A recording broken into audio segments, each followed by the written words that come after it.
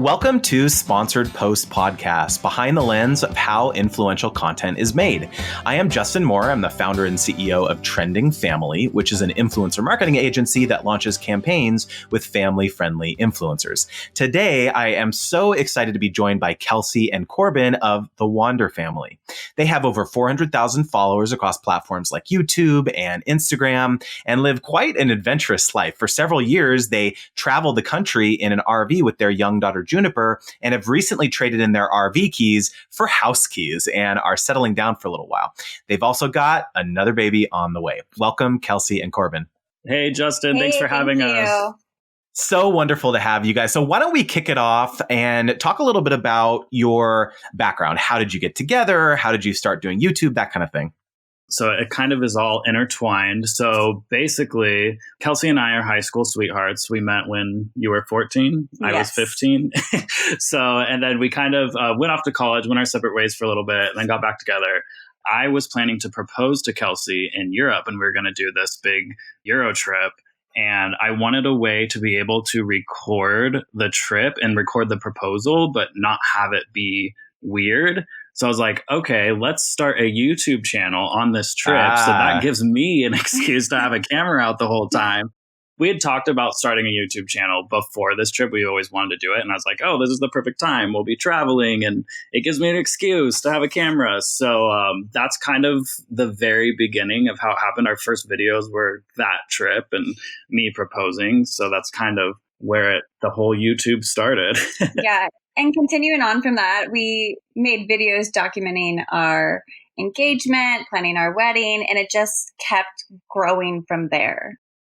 So in the beginning, it sounded like you kind of were starting to make videos for yourselves, right? And then where did you first start seeing that there were like random people who you didn't know who they were watching your videos and finding them interesting? Was that surprising to you, or how did you react to that? Yeah, so we had friends that were in the YouTube space, and obviously on YouTube, collaborations are super important. So I would say it was doing collaborations and then, their followers watching our videos and vice versa. And then it started to just kind of do the snowball effect. And yeah, it was really interesting, when there was just random people that we didn't know, like watching our Euro trip that we basically recorded for us, But it was really cool. It's really cool that we get to kind of connect with people from all over the world. And we're all kind of the same. There's similarities in all of our lives. They just get to view ours on camera. So, absolutely. So obviously you guys have done extensive traveling and you made the decision to travel together as a family when you had your first daughter, Juniper. So what made you decide to do that? That was kind of the lifestyle that you wanted to do? I mean, I think a lot of, especially like millennial families, feel as though traveling with young kids is too hard, whereas they may have loved traveling solo and then kids are in the mix now and it's more difficult. So how did you make that decision initially and still decide to kind of document all those adventures on film? Yeah, so I think as a family, travel will always be a priority for us. We feel like travel is so educational. So with young kids, it seems even more important.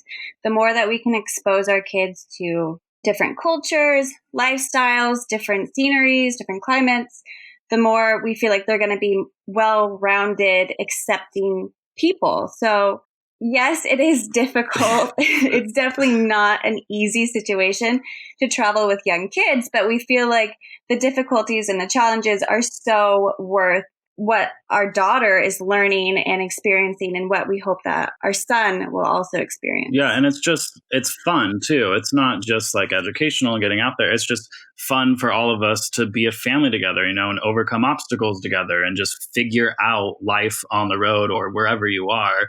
It's just a lot of fun. Interesting. And so I'm sure that as you've gotten tons and tons of comments over the years from people who've watched your content, have there been kind of two camps, like one who find your content just entertaining and they like watching it for that sake? Or is there a subset of your audience that is kind of trying to live vicariously through you or trying to get, more like tactical tips on how they can travel as a family too? Yeah, I would say it's both. Yeah, I would definitely say it's a mix. We get comments, well, not anymore. We used to get comments from elderly who would say, oh, I'm 50, I'm in my house, but watching your videos and living vicariously through you, it's just amazing. It makes me so happy. Yeah. And then there's also young families they would comment saying, hey, this is so exciting. This is what we would love to do as a family. We're watching your videos. We're getting inspired. We're trying to figure it out so we can do this too. There's some people out there that were like, why are you guys not in a house? Like, yeah. So there was, I would say, 3 camps that it was more entertaining and for them. And then the other people who it was like kind of a how-to, like, especially when we were building our van, because we bought a nasty, like gross camper van and we gutted the entire interior, just scraped it all out and rebuilt the entire inside. And it's weird. I feel like our viewers and our audience has just had different iterations because those videos appealed to like DIYers and people that wanted to build their own van. And then it kind of transitioned into travel because we were traveling and more of like a how to live in a van. So yeah, it's interesting. I feel like our audience and our viewers have definitely had like seasons. Interesting. And so like, what did a typical day look like when you guys were traveling? I mean, I imagine the location changes on a day-to-day basis possibly, but were the days pretty much the same, or like, how did you find variety in the content you were creating? Yeah. So when we were in the van, we didn't have Juniper when we were in the van, but a day to day. So we would have what we call drive days because we were going around all of North America. I think, what was it, like 13,000 miles or something? Yes.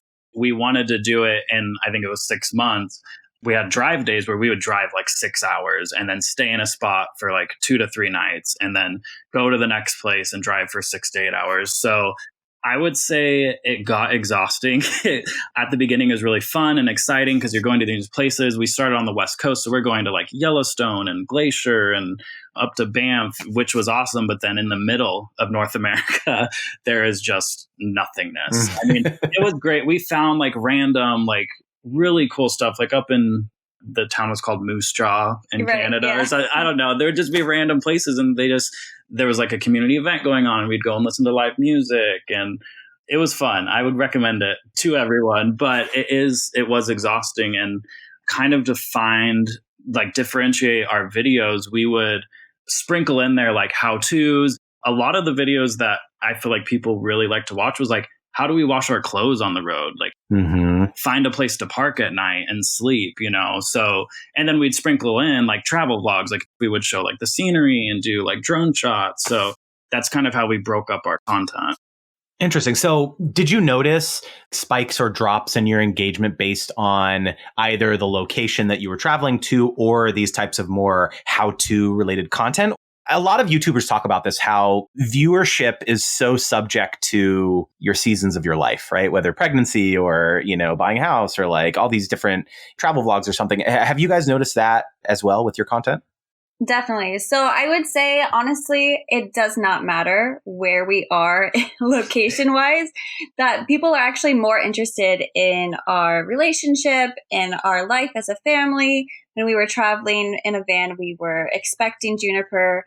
It's not about where we are. It's about our relationship, our family, and explaining like how-tos, like Corbin said. Yeah. People are definitely way more interested in those aspects, in those videos that showcase that. Yeah, like for example, like I remember when we went to Glacier, like I would take like amazing drone shots and just like absolutely love the video that we made that day just because it was so cinematically, it was just so awesome. And those videos actually would not perform as well as how do we wash our clothes on the road. Like I think we filmed that video in like a couple hours and we just slapped it together. So it's funny to like find out what people are interested in because you don't really know until you're doing it and putting it out there into the world. And then you get that feedback. Interesting. So would you guys consider yourself travel creators or family vloggers? Or how do you think about yourself in terms of what your brand is?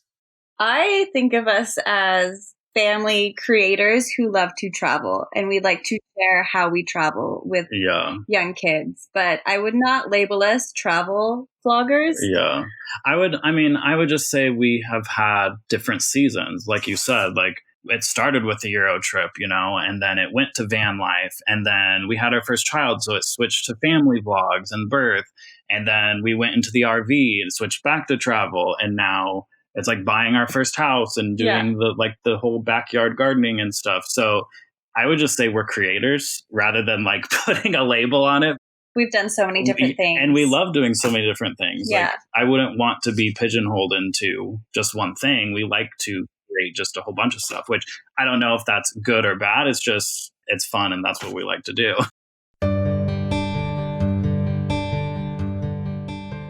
So talk a little bit about what it's been like sharing your life on camera. So I imagine there's ups and downs, on social media, especially everyone has an opinion. Obviously, you're sharing your children's lives on camera as well. And like, have you talked about that kind of special responsibility and what that means for their future and your career and that kind of thing?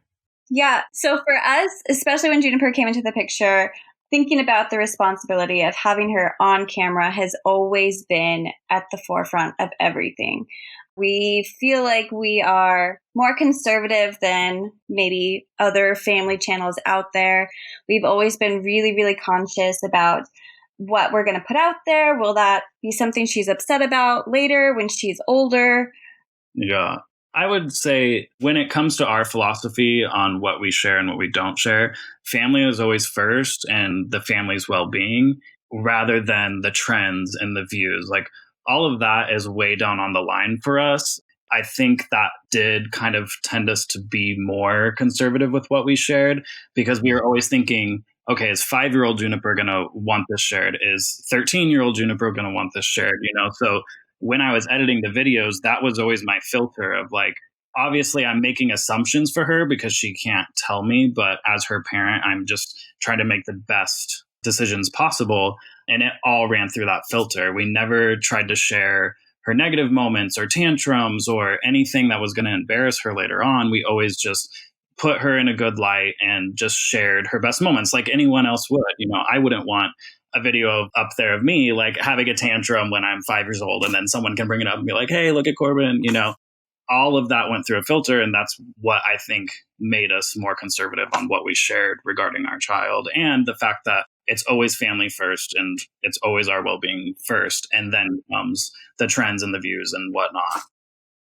Obviously, everyone is familiar with a lot of these things going on with YouTube in particular right now with kid content and a lot of family channels having their comment sections disabled, essentially what that's going to mean for family channels in general, whether their channels and videos will get recommended or whether the channels will ultimately be demonetized or like there's a lot of ambiguity surrounding like the future of family friendly content on the platform, which is interesting because you would think that that's what YouTube wants more of, is like family friendly content. And yet there's this kind of gray area with respect to videos that feature minors. So does that concern you? Like, are you planning adjustments to your content strategy as a result? Are you looking at other platforms? Talk a little bit about that.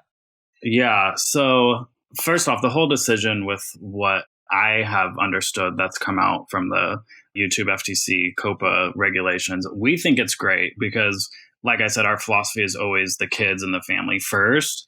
In the past, it made it more difficult for us because we did feel the trends and the videos that got the views on YouTube. I mean, there was a point where like putting a kid on a thumbnail crying, like those just got more views. And it was just weird to us. We never felt comfortable with that. And it was just like our gut saying, like, nah, that's kind of, we don't know if we want to do that. It's fine if other people did, but we just, as our family, we did not want to do that. So I think the changes that YouTube is going to be making is a step in the right direction. I think it will affect family channels. So for us, I have always considered us as a channel for an older demographic, like our age. So when you go into our back end, our demographic is 25 to 45-year-olds. We've never thought of our channel as a kid channel, but we have dabbled in like kid themes. There was a couple Halloweens ago, we dressed Juniper up in costumes and it was cute, but we've never made videos for kids. However, since it is a family channel, YouTube has in the past grouped us with kid content and our comments are off. They've been off, I think, for 5 months now, which was surprising to me because I didn't view us as a kid channel. I viewed us as we are making videos for our peers. So yeah, it's going to affect a lot of family channels. I don't know if it's going to affect us as much. I don't think it will, but I think it's a step in the right direction for sure. So that's super interesting. So as your channel started to grow, I imagine there were brands that reached out to you wanting to partner with you. Do you remember the first brand that approached you, like your first brand deal? The first brand deal that we got paid for was like this inflatable chair. Yeah. I can't remember what it's called. You know those like chairs that you like swing it around in a weird way and like fill it up with air, and then you can lay on it and it like floats. I think that was the first one. I remember being very, very excited about it. It was, first of all, this really unique, cool product. It was like perfect for traveling. And we were living in the van, traveling around at the time. And it was just so exciting to create something that showcased that product and actually get paid for it. Yeah. How did the logistics of that work? Did they ship it to you at like a UPS store or something, wherever you were? So what is it called? So a lot of people don't know this, but I mean, a lot of van lifers do. You can get mail at any post office across the nation. So if you just say general delivery to post office in New York, you know, I could have something delivered there and go and pick it up. So we kind of knew where we were going to be at certain times. And it did take a lot more logistical planning, but we would just have products delivered to post offices. I think that one got delivered to like Yellowstone post office. But it's just one of those things where if you live on the road, you kind of like pick up these little tips and tricks, and it's totally possible and doable. Has that made partnering with brands who don't necessarily have a physical product, like let's say Audible or something, has that made those types of partnerships easier when it's kind of a remote service and you don't necessarily need to like have the product to show in the video? Have you found that you prefer those partnerships more or not necessarily? When we were traveling, definitely that was a lot easier. But now that we're here in our house, we don't really have a preference. Yeah. And sometimes we would actually stop by these places because we were like driving through the entire US. It wasn't that much of a nuisance. So I would say either one.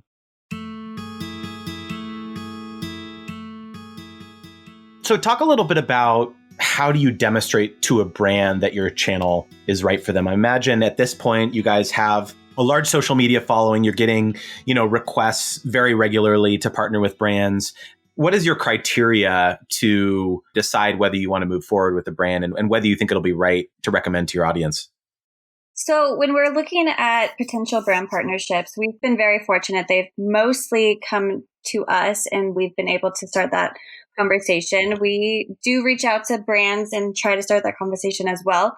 But usually they will come to us, and we always look at the product itself, make sure it's something that vibes with us, or we feel like it's something that's going to be really beneficial for members of our following who they might be interested in it. And we have different sort of protocols. So we have a playlist of examples we can send them. Maybe they haven't really worked with creators before. They're not really sure how it works. We send them our different rates. We send them our concept ideas of how we think we could integrate their product or service in a natural way in one of our videos. It's just really a conversation. It varies between whatever brand or product or service we could be working with. Absolutely. So do you have like top reasons that you would say no to a sponsor brand? Like, do you guys have like entire categories of products that you just really would never talk about? Like, I don't know, let's say alcohol products, like you wouldn't talk about those on your channel, or are you guys pretty open based on the brand? Yeah, I would say there's definitely products that have reached out to us and it's like, okay, our audience isn't really going to enjoy that, or we don't really enjoy that, or whatever use that. I would say definitely never done alcohol, probably never would. We try to keep it family friendly, How does your audience react to sponsored content in general? I think it's shifted. So in the beginning, it was definitely sort of a negative response whenever we did a sponsored post. But now it feels like everyone's accepted. We feel like our audience is very supportive. We're creating this content for free for them to watch. Yeah. And then if they can just watch a sponsorship, that might be something they actually find very beneficial and very helpful.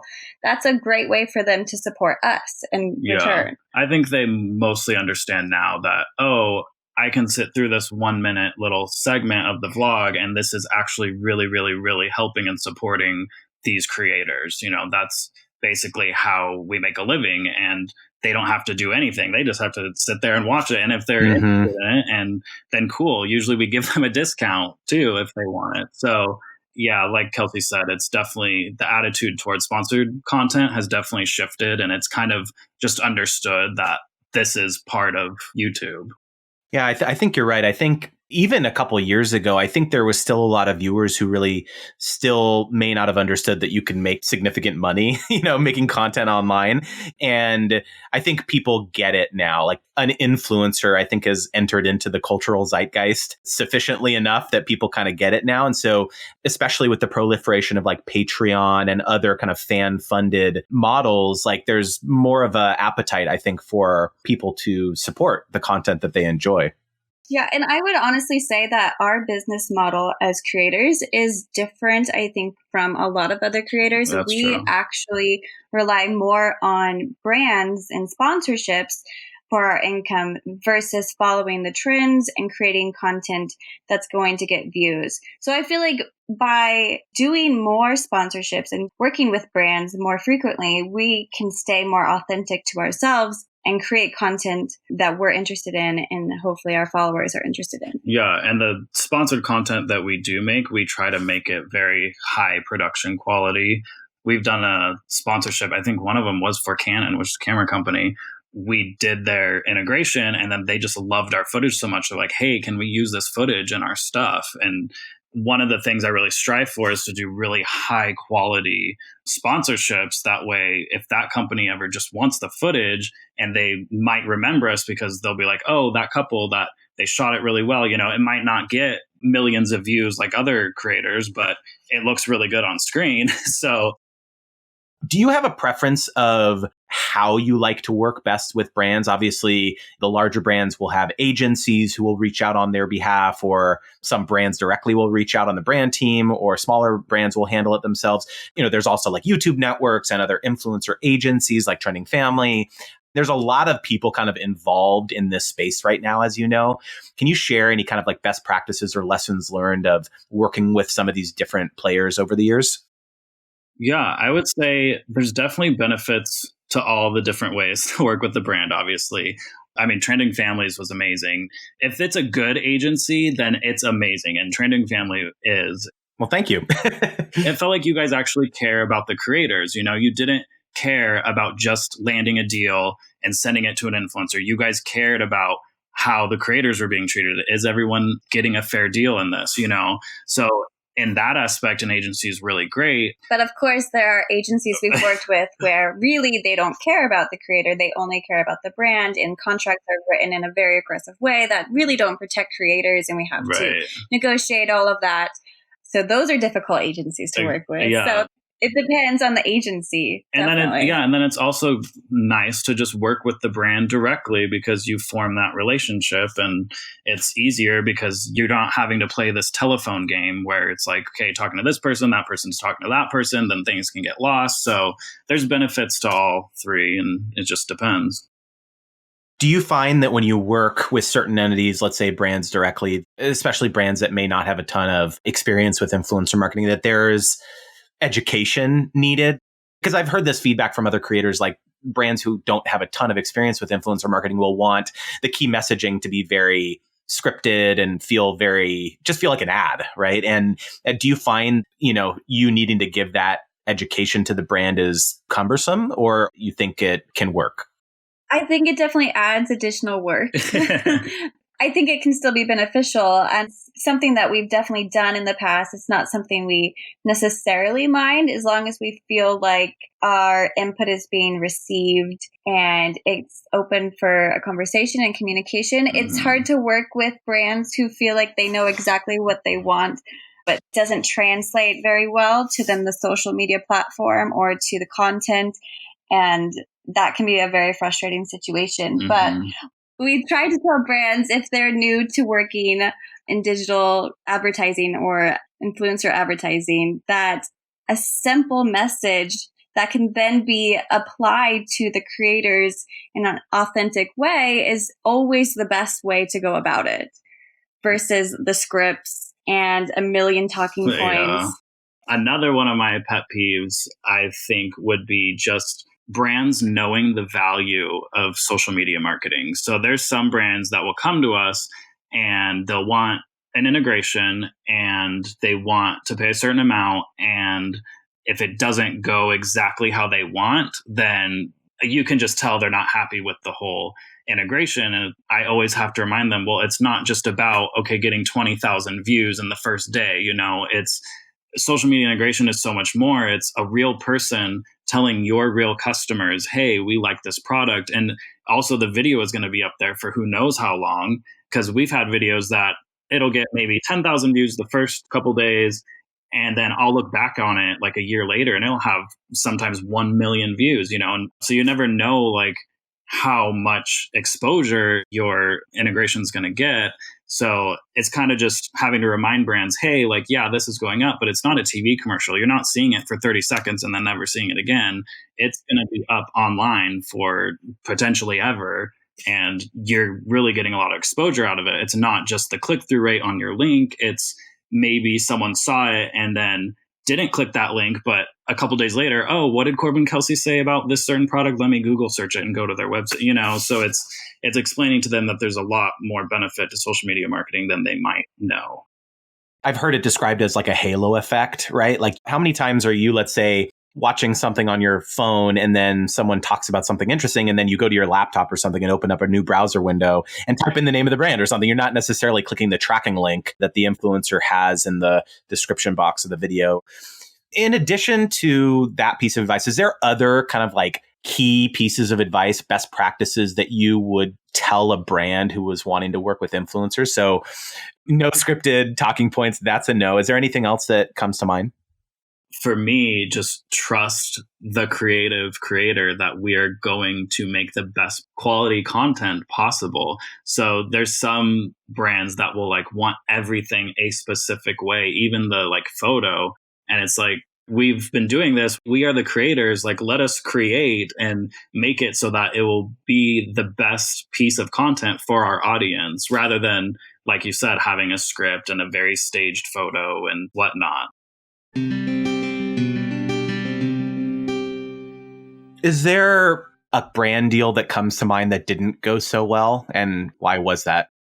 Yes. Well, it was a baby product, actually. And it was definitely a company that hadn't worked with creator, I don't know what to call it, influencer advertising before. And there was a lot of additional work we put into it, trying to make sure we were on the same page. We scheduled like Skype calls. We scheduled more phone calls. There was a lot of back and forth between us and the brand before we shot anything. And then there was reshoots, and it was just a lot of extra work working with this brand. And it felt like no matter what we tried to create, it wasn't up to what they were expecting. And I'm not sure how that happened, since we had so much communication. Yeah, I think half the time the brand sometimes don't know what they want. So then it gets into this like, oh, let's jump on another call. Let's do this. And maybe they're not really focused on what their message is.